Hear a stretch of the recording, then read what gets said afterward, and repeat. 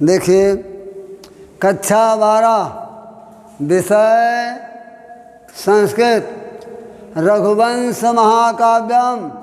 कौन से चित्र पढ़ा रहे हैं बेटा? रघुवंश महाकाव्यम, श्लोक संख्या 54। अब देखिए कौन किससे कह रहा है। आज कथा है कि कौन किससे कह रहा है। अब इसमें राजा दिलीप सिंह से कहते हैं। राजा दिलीप सिंह से कह रहे हैं। क्या कर रहे हैं? कथम तो शक्य अनुय महस विषणानांच पय स्वतीनाम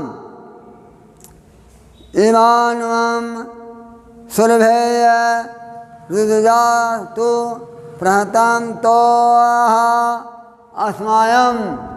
अब देखिए आज राजा दिलीप शेर से कह रहे हैं, अर्थात राजा दिलीप मृगेंद्र मृगधर इंद्र शेर से कह रहे हैं। या अब देखें क्या कह रहे हैं। महर्षि अनुकंपा। महर्षि माने क्या होता है? महर्षि अनुकंपा आयाम पयोधनेय मसेणाम विराणाम कथम तो साक्य। कह रहे हैं मृगेंद्र, हे मृगेंद्र, महर्षि मने गुरु जी की क्या गुरु जी को अन्न गाय दे करके, गुरु जी को अन्न गाय दे करके उनके क्रोध नहीं शांत हो सकता है। राजा दिलीप ने कहा गुरु जी को इस नंदनी के बदले अन्न गाय दे दिया जाए तो क्या गुरु जी का क्रोध शांत नहीं होगा? बता रहे हैं इस नंदनी के अलावा गुरु जी को अनेक गाय दी जाए तो क्या उनका क्रोध है शांत नहीं हो सकता है? क्योंकि ईमान उन्नाथ रुद्र जैसा तो प्रहताम तया अस्मायम। तो कह रहे हैं कि यह जो गाय है, ये जो गाय है प्रभावशाली से कम प्रभावशाली नहीं है। ये क्या है? कामधेनु है। ये कौन सी गाय है? कामधेनु है। इमानम सुरभेय। ये जो गाय है ये कौन सी गाय है? कामधेनु है। अतः प्रहरा, जो आपने इस पर प्रहार किया है, जो आपने इस पर प्रहार किया है भगवान शिव के प्रताप से किया है। क्या कह रहे हैं कि जो आपने इस पर प्रहार किया है भगवान भूतनाथस्य, भगवान शिव के कृपा से तुमने क्या किया है? अन्यथा रुद्र जैसा तो बृहत्तम यथा त्वयम्। कह रहे हैं कि इस पर प्रहार करने की बात क्या हिंसक मन में सोच नहीं कर सकता है। कह रहे हैं कि इस पर प्रहार करने से क्या कोई हिंसक प्राणी जो है ये सोच नहीं सकता है। अयम आक्रमणम, यह आक्रमण भी तुम्हारी शक्ति के बाहर है। यह आक्रमण जो है तुम्हारी शक्ति के बाहर है। फिर से देखिएगा कि महर्षि अनुकंपा अन्य व्यायाम विश्राणाम कथम तो शक्या। महर्षि माने कौन? वशिष्ठ जी को अन्न गाय देने से ये दिल जो से दिलीप जो है ये शेर से कह रहे हैं कि हे शेर सुनो, मृगेंद्र, हे मृगेंद्र सुनो, अन्न दुग्धम प्रदानम, अन्न दूध देने वाली गौ गुरु जी से गुरुवत्स क्रोधा शांति नहीं होत। क्या अन्य गाय देने से गुरु जी का क्रोध जो है क्या शांत नहीं हो सकता है? क्योंकि यह सुरभि, क्योंकि यह गाय जो है कामधेन तुल्य प्रभावशाली अस्ति, क्योंकि यह गाय जो है कामधेन के प्रभाव से प्रभावशाली नहीं है। क्यों? अयनता कामधेन, या कामधेन है, यह गाय कौन है? कामधेन है। बीच में करें जस प्रहारा, जिस पर आपने प्रहार किया है, अस प्रहारा वह प्रहार भूतनाथ से भगवान शंकर जी की कृपा से हुआ है। फिर कह रहे हैं कि जो आपने सिर करा है, जो आपने इस पर प्रहार किया है वो भगवान शंकर जी की कृपा से किया है। पहले 2 लाइन में दिलीप कहे हैं, इसके बाद सिंह कह रहा है जो इस पर आप प्रहार किए हैं वो भगवान शंकर की कृपा से किए हैं। तो रुद्र जसा तो प्रहतम तयास्माकम, फिर क्या लिखते हैं? कोई हिंसक जंतु ये मन में नहीं सोच सकता है, अयम आक्रमण, यह आक्रमण तो शक्ति से बहरम अस्ति, यह आक्रमण तुम्हारी शक्ति के क्या है? बाहर है।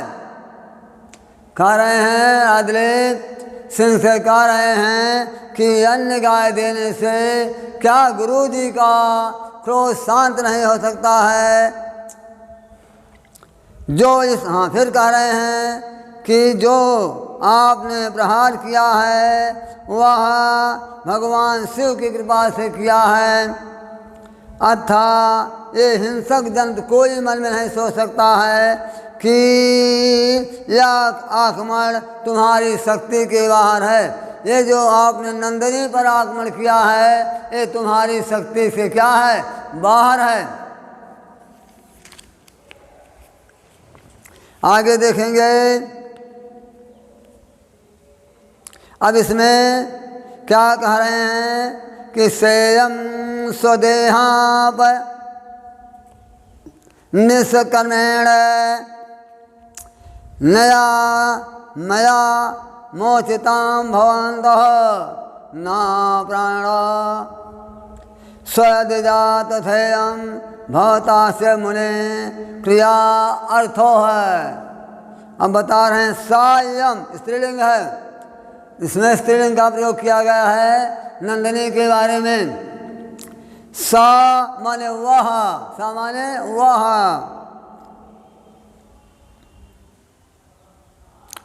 अब दिलीप कह रहे हैं, किससे कह रहे हैं? सिंह से कह रहे हैं कि जब नहीं मानोगे तो बता रहे हैं तुमको उपाय, तुम्हारा धर्म भी रहे और हमारा धर्म भी रहे। उपाय बता रहे हैं। बेटा कौन सा उपाय है जो कि बता रहे हैं दिलीप? नंदिनी के प्रति कह रहे हैं कि सायम वह यह, स्त्रीलिंग है, वह यह स्वादेन अर्पणम निष्कर्मेण भवता मोचित्वा नया, तुम अपनी देह को इस गाय के बदले तुम अपनी देह दे करके इस गाय को मुक्त करा लो।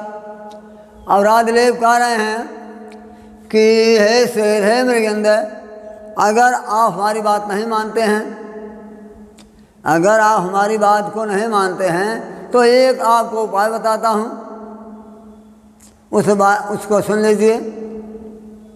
उपाय क्या है कि सायम वह यह स्वदेह अर्पणम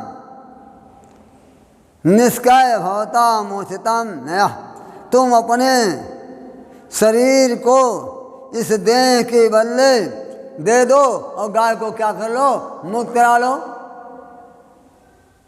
राजा ने ये कहा कि हे मृगेंद्र, यह तो हमारी बात को नहीं मान रहे हो तो सुनिए।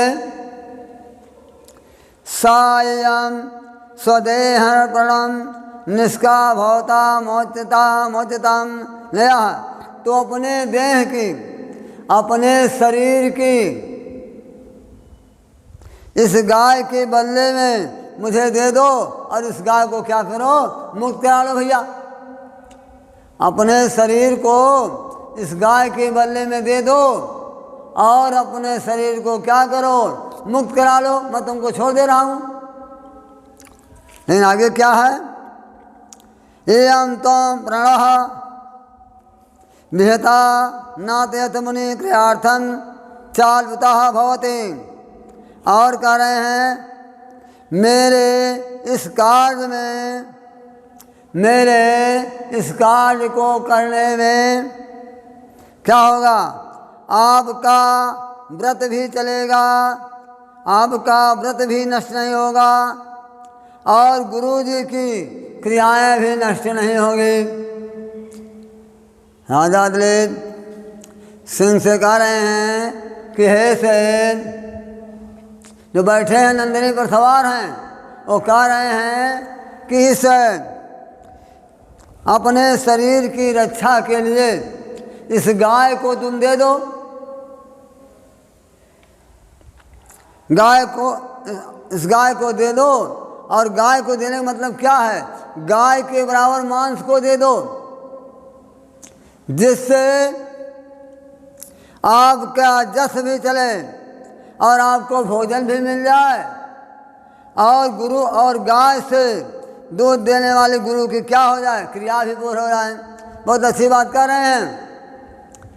राजा दिलीप शेर से कह रहे हैं कि हे शेर, हे सिंह, यदि आप हमारी बात को नहीं मानते हैं तो क्या कीजिए, इस अपने इसकी रक्षा के लिए, नंदिनी की रक्षा के लिए आप क्या कीजिए, अपने शरीर की मांस को दे दीजिए और इस गाय को क्या कर लीजिए, छुड़ा लीजिए, इस गाय को क्या कर लीजिए, मुक्त कर लीजिए, मैं मुक्त कर दे रहा हूँ। लेकिन दूसरी बात क्या है, तो आपके गुरु जी का व्रत भी चलेगा और यज्ञ व्रत भी चलेगा, गुरु जी का व्रत भी चलेगा और दूध से संपन्न गुरु जी की यज्ञ भी क्या हो जाएगी, पूरी हो जाएगी, दोनों काम हो जाएगा। कि अगर नहीं मान रहे हो तो इस नंदिनी के बदले अपने शरीर की देह मुझे दे दो और इस नंदिनी को क्या करो, मुक्त करा लो। जब नंदिनी मुक्त हो जाएगी, जब नंदिनी मुक्त हो जाएगी तो गुरु जी का यज्ञ भी चलेगा और मेरा भोजन भी हो जाएगा। गुरु जी का यज्ञ भी चलेगा और मेरा भोजन भी हो जाएगा, दोनों काम होगा। आगे देखेंगे श्लोक नंबर 56। भगवान पीदम, फिर क्या बोल रहे हैं, भगवान पीदम परवान नवेति महान ही यत्र वो देवदारो अस्थाताम निक्ताम हे सग्रमा विनाश रक्षस सोमास्तेन। आगे देखेंगे क्या बेटा है, यह श्लोक संदर्भ में है, यह श्लोक महाकवि कालिदास द्वारा रघुवंश महाकाव्यम के द्वितीय सर्ग से लिया गया है। राजा दिलीप सिंह से कहते हैं कि इस गाय कि मुझे क्या करना है, रक्षा करना है। तब अब क्या रक्षा करना है, भवन पीदम परिवान में ते महान ही तवे देवदारो। आस्थाप्यतां नित्यं हि सक्रमयो विनाश रक्षां रक्षमासतेन। अब क्या कह रहे हैं? हे मृगेंद्र, मृगेंद्र माने क्या समझे? मृगधरेंद्र, मृगेंद्र माने शेर। परवान भवान अपिदम, कह रहे हे मृगेंद्र, क्या हैं? परवान भवान इंद्रम, आप भी पराधीन हैं। कह रहे हैं आदिलेव, कह रहे हैं हे शेर, भाई आप भी तो पराधीन हैं। जैसा कि गोस्वामी जी ने क्या लिखा है कि पराधीन सपना सुख नाही। आज महाराज दिलीप जो रघुवंश के में जिनका नाम विख्यात है, वो कैसे आज कह रहे हैं? क्या कह रहे हैं? रघुकुल रीत सदा चली आई और प्राण जाए पर बचन न जाई। आज कैसा प्रसंग है समय। तो कह रहे हैं भाई मैं भी तो पराधीन हूँ, आप भी पराधीन हैं और मैं भी पराधीन हूँ। बात तो समझ गई। तो परवान भवान अब इदम अवेत ही तव देवदारो महान यत्न। फिर क्या लिख रहे हैं कि हे मृगेंद्र, मृगधरेंद्र, यहाँ दिलीप कह रहे हैं भाई हे मृगेंद्र, भगवान आप इदम अवेति है, आप भी पराधीन हैं। बहुत अच्छे उत्तर दे रहे हैं राज दिलीप। शेर को बहुत अच्छा उत्तर राज दिलीप दे रहे हैं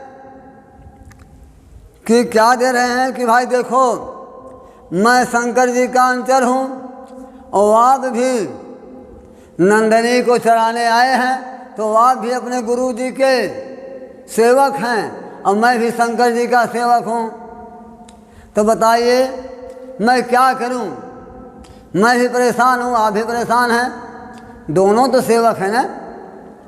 तो कह रहे हैं क्या बेटा कि परवान भवाम अभिदाम, हे मृगेंद्र आप भी तो पराधीन हैं। क्या हैं? आप भी तो दूसरे के अधीन हैं। हे मृगेंद्र, हे मृगेंद्र आप भी क्या हैं? पराधीन हैं। हाँ तब देखेंगे। हाँ महान ही यत्नवा देवदारो, तो कह रहे हैं कि यह बात आप भली प्रकार जानते हैं। राजदीप कह रहे हैं कि आप भी पराधीन हैं और मैं भी पराधीन हूँ। आप पराधीन हैं और मैं भी पराधीन हूँ। इस बात को आप क्या करते हैं?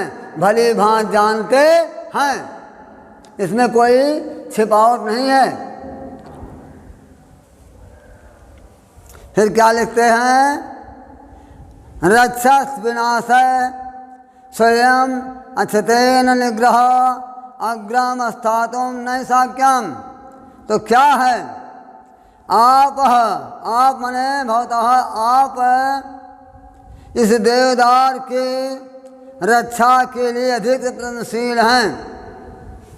अतः आप जो ये देवदार का वृक्ष है इसकी रक्षा के लिए अत्यंत प्रयत्नशील है।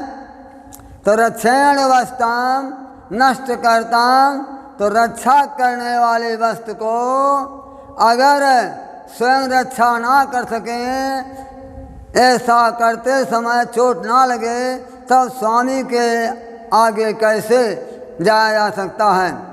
फिर देखिए उधर तो कह दिया दिलीप ने कहा कि हे मृगेंद्र आप पराधीन हैं और मैं भी क्या हूँ? पराधीन हूँ। तत्काल वहीं शेर कहता है कि सुनिए राजन, मैं एक राजा होते हुए भी, मैं क्या होते हुए? एक राजा होते हुए भी क्या किया? अधिक इस गाय की रक्षा न कर सका। मैं एक राजा होते हुए भी, समझे, इस गाय की रक्षा न कर सका। तो बताइएगा मैं अपने गुरु के सामने कैसे जाऊंगा? मैं एक राजा यहाँ शेर कहा, मैं एक राजा और एक गाय की रक्षा नहीं कर सका। कौन सा राजा? क्षत्रिय वंश का राजा। मैं एक क्षत्रिय होते हुए एक गाय की रक्षा नहीं कर सका, तो बताइए अपने गुरु को कैसे मुंह दिखलाऊंगा?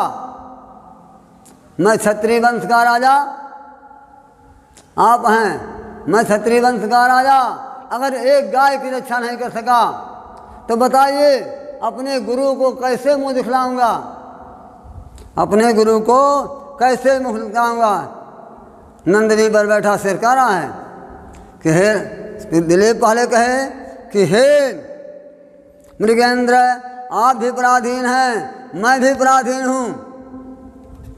तत्काल शेर बोल रहा है, नंदिनी बैठा शेर बोल रहा है कि भला आप बताइए, मैं एक गाय के राजा होते हुए, रघुवंशी मणि रघुवंशियों का एक राजा होते हुए मैं एक गाय की रक्षा नहीं कर सका, तो बताइए मृगेंद्र, तो बताइए राजा, मैं अपने गुरु को कैसे मुंह दिखलाऊंगा कि मैं राजा एक गाय की रक्षा नहीं कर पाया? तो बताइए राजा, अपने गुरु को मैं कैसे मुंह दिखलाऊंगा? ये बात सत्य है, मैं अपने गुरु को कैसे मुंह दिखला सकता हूँ? लोग कहेंगे कि एक राजा होते हुए एक गाय को की रक्षा तुम नहीं कर सके, तो तुम्हारा जीना तो व्यर्थ है ना। तो बताइए,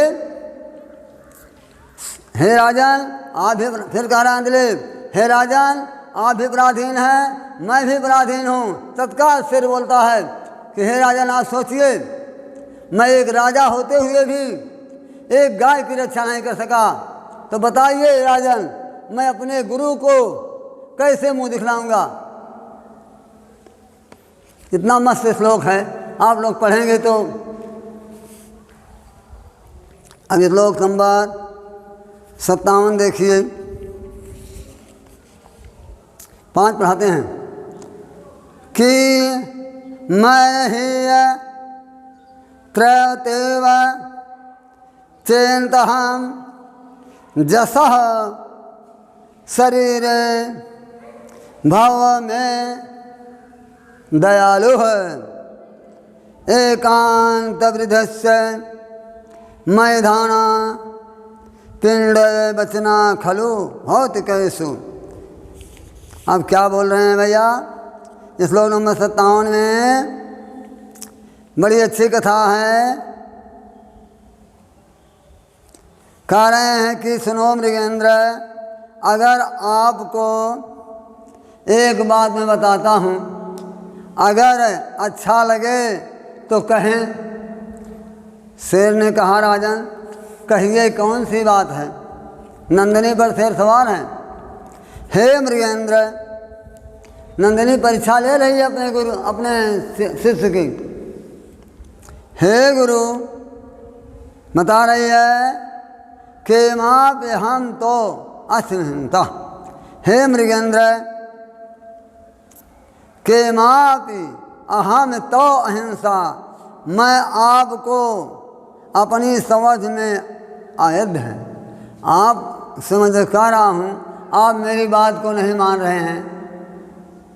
शेर ने कहा कि आप जो है, जो बात मैं कह रहा हूँ उसको आप नहीं मानते हैं। बताइए, क्योंकि अहम दिलीपा, मैं दिलीप, ऐसा शरीर तो दयालु, मैं दिलीप आपसे निवेदन कर रहा हूँ। कहा कि हे मृगेंद्र, मृगेंद्र इस नंदिनी पर सवार है। राजा दिलीप बोले, हे मृगेंद्र,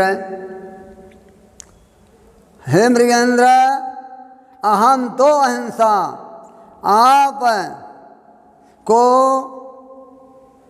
अर्थात आपकी समझ में नहीं आता है तो मैं क्या करूं? आपकी समझ में नहीं बात आ रही है तो मैं क्या करूं? मैं तो आपको समझाता ही चलाया हूं।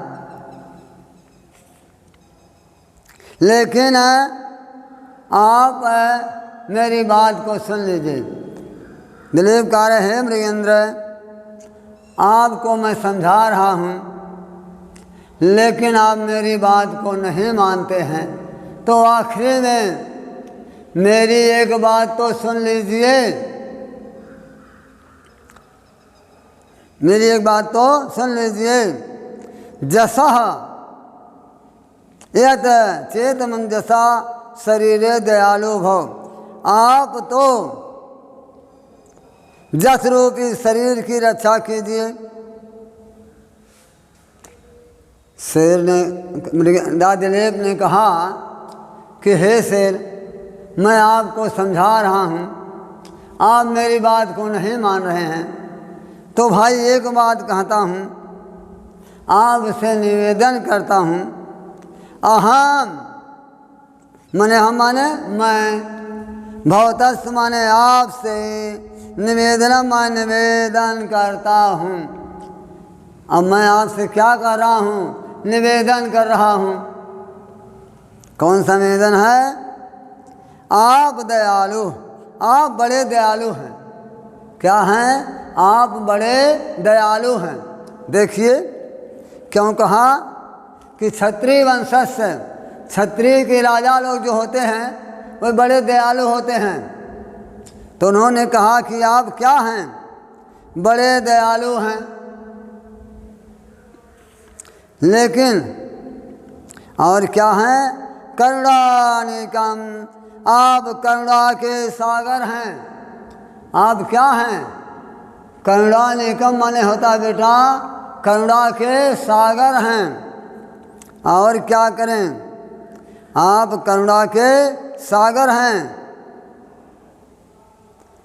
दिलीप ने सिंह से फिर कहा, आप करुणा के सागर हैं। उस नंदनी पर सवार है सिंह। अच्छा, मम कृपा, मुझ पर दया कीजिए, मुझ पर दया कीजिए। क्यों? कि पिंड वनानाथ खलुम्भतेषु, कि पृथ्वी जल तेज वायु आकाश, इन पांचों तत्वों से ये क्या है? शरीर बना है। दिलीप ने कहा, हे शेर, मैं आपसे निवेदन करता हूँ कि आप मेरी बात को नहीं मान रहे हैं, लेकिन मान जाइए। फिर कहा मान जाइए कि यह जो शरीर है क्या है? 5 तत्वों से बना है। कौन सा 5 तत्व है? छित जल पावक गगन समीरा, पंच रचित है अधम शरीरा। कि ये जो शरीर है क्या है? पृथ्वी जल तेज वायु आकाश, इन पांचों तत्वों से क्या है? बना हुआ है बेटा। ये पांचों तत्वों से क्या है? बना हुआ है। आगे देखेंगे, भौतिशेष पिंडतम अन्यथा खल, तो एक ना दिन क्या होगा? नष्ट होगा। दिलीप कह रहे हैं कि हे शेर सुनिए, ये जो शरीर है 5 तत्वों से बना है, और इसका तो एक ना एक दिन विनाश होना क्या है? निश्चित है। आज न तो कल, कल ना तो परसों इसका विनाश होना क्या है? निश्चित है। तो इसलिए क्या हमें जैसे व्यक्ति से पंचरति प्रेम नहीं रखते? हम जैसे व्यक्ति हैं, कौन कह रहे हैं? राजा दिलीप। हम ऐसे व्यक्ति हैं कि जो ये शरीर 5 रत्नों से बना है। समझा गई बात? ये जो शरीर है 5 रत्नों से बना है, ये हम इस शरीर में प्रेम नहीं रखते हैं। हम इस शरीर में क्या करते हैं? प्रेम नहीं रखते हैं। किसमें प्रेम रखते हैं? मान लीजिए हम इस शरीर में प्रेम नहीं रखते हैं क्योंकि हम रकुल के राजा हैं। हम कहाँ के राजा हैं? रकुल के राजा हैं। हम यही मानते हैं हम रकुल के राजा हैं। हम इस बात को मानते हैं कि प्राण भले ही चला जाए लेकिन प्रण नहीं जाने पाए, तो हम इस बात को मानते हैं। हम शरीर में प्रेम नहीं रखते हैं। राजदेव ने कहा, हे से सुन लीजिए, आखिरी बात तुमको बताता हूँ कि हम रकुल के राजा हैं। हम कहाँ के राजा हैं? रकुल के राजा हैं। इस शरीर से प्रेम नहीं रखते हैं। हम कहाँ के राजा हैं? रकुल के। और हम इस शरीर से प्रेम नहीं रखते हैं। और हमारे पूर्वजों का कहना है, क्या कहना है? कि रघुकुल रीत सदा चल जाई, और प्राण जाए पर बचन न जाए। प्राण चला जाए फिर बचन नहीं जा सकता है। हम रघुकुल के राजा हैं, इस बात को मानते हैं। तो हम रघुकुल के राजा हैं और इस बात को हम मानते हैं। केवल एक श्लोक और 5 हो जाए। संबंध मां भाषण पूर्व महावृता च नव संगतयो बनाते हैं। आइए समझ में। तद भूतनाथ युग नाहर्थ तुम संबंधनों में प्राणो व विदुनंतम। अब क्या कह रहे हैं कि देखिए कैसे एक दूसरे से संबंध होता है। किसी के यहाँ आप जाइए, 2-4 बार जाइए तो उससे क्या हो जाता है? संबंध हो जाता है। संबंध माने मेल हो जाता है। तो कहा अब कह रहे हैं भैया, मृगेंद्र मने राजा दिलीप कह रहे हैं। किससे कह रहे हैं? शेर से। संबंधनम आभाषणेन पूर्वम आहूत सह बनान्ते संगतयो नोमृतः तद भूतनाथ भुंग तुम संबंधना प्राणम विहंतम न अर्थिंग। तो कह रहे हैं संबंधनम, हमसे आपसे संबंध हो गया। कैसे हो गया? कि आप तो नंदिनी को चरा रहे हैं कई दिन से, 21 दिन से, और आज भगवत इच्छा अनुसार, किसकी इच्छा अनुसार? भगवत इच्छा अनुसार जो कुछ काम होता है बेटा, वो भगवत इच्छा के अनुसार होता है। बिना भगवान की आज्ञा के, क्या समझे? बिना भगवान की आज्ञा से अगर प्रभु आज्ञा देते हैं तो पेड़ का पत्ता हिलता है। अगर प्रभु आज्ञा नहीं देते हैं तो पेड़ का पत्ता नहीं हिलता है। अब आ जाइए यहाँ रघुवंश महाकाव्य में। संबंधनम आभाषणेन पूर्वमः। हे मृगेंद्र, संबंध की वार्तालाप से हम दोनों में क्या हो गया है? वार्तालाप से संबंध उत्पन्न हो गया है। हम दोनों में क्या हो गया है? मेल हो गया है। दिलीप कह रहे हैं कि हमसे और आपसे बड़ा वाद विवाद हो रहा है। तो इससे क्या मतलब? हम दोनों में क्या हो गया है? संबंध हो गया है। क्या हो गया है? प्रेम हो गया है। अब प्रेम क्या होता है? कि सबसे ऊंची प्रेम सगाई। जो प्रेम है ये सबसे ऊंचा है। कैसे कि भगवान ने दुर्योधन घर मेवा त्यागे साग विदुर घर खाए। भगवान ने क्या किया? दुर्योधन घर मेवा त्यागे, कथा आगे की है। दुर्योधन घर मेवा त्यागे साग विदुर घर खाए, अजूठे फल सबरी के खाए, बहुविध स्वाद बताए, सबसे ऊंची प्रेम सगाई। तो आज हम बता रहे हैं रघुवंश महाकाव्य में, जो कि संस्कृत के प्रचंड विद्वान कवियों में एक महाकवि कालिदास ने लिखा है। क्या लिखा है? श्लोक नंबर 58 देखिएगा। 1:12 के लिए है। संबंधनम अभ्यासण पूर्वम आहुषा बनान्ते संगतयो नोमृतः तद। तो इस वन में हम दोनों से क्या हो गया है? संबंध हो गया है, अर्थात राजा दिलीप और मृग से क्या हो गया है? संबंध हो गया है। तो फिर कह रहे हैं तो संबंध कैसे निभाया जाता है? फिर दिलीप ने कहा भाई संबंध तो हो गया, लेकिन इसको निभाने की क्या बात है? स्वार्थ से नहीं भैया, परमारथ से, ये इच्छा से नहीं, ये परमारथ से। दूसरे के साथ उपकार कीजिए तो ये स्वार्थ बस न कीजिए, नहीं तो पाप होता है। ये परमारथ बस कि हमारा एक कर्तव्य है। कैसे कर्तव्य है? देखो ब्राह्मणा जो वेद शस्त्रहीना, उस ब्राह्मण को धिक्कार है। जो वेद से विहीन हो उस क्षत्रिय को धिक्कार है। जो हथियार से विहीन हो उस वैश्य को धिक्कार है।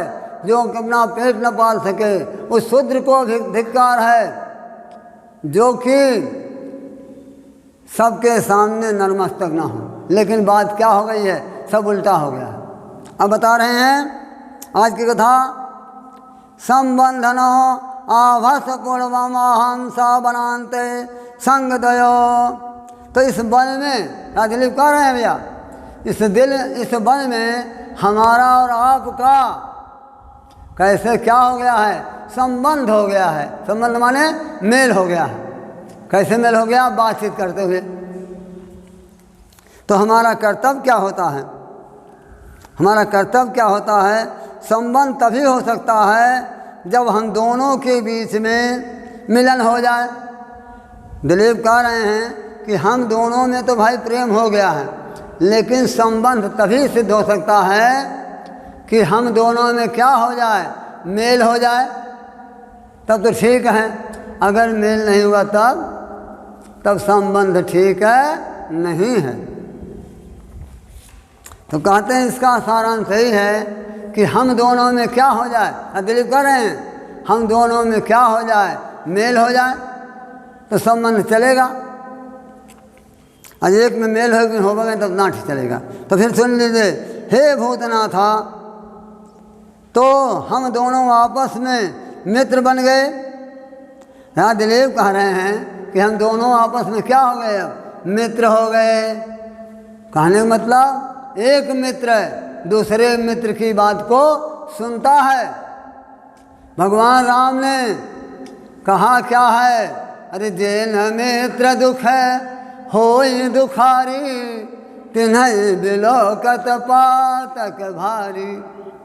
एक मित्र अगर दूसरे मित्र के भाव समझे रघुवंश चल रहे हैं रघुवंश में, एक मित्र अगर दूसरे मित्र के दुख में दुखारी न हो तो मित्र नहीं है। जैसे हम पढ़ा रहे हैं ऐसे अगर लिखोगे तो किसी की हिम्मत नहीं है।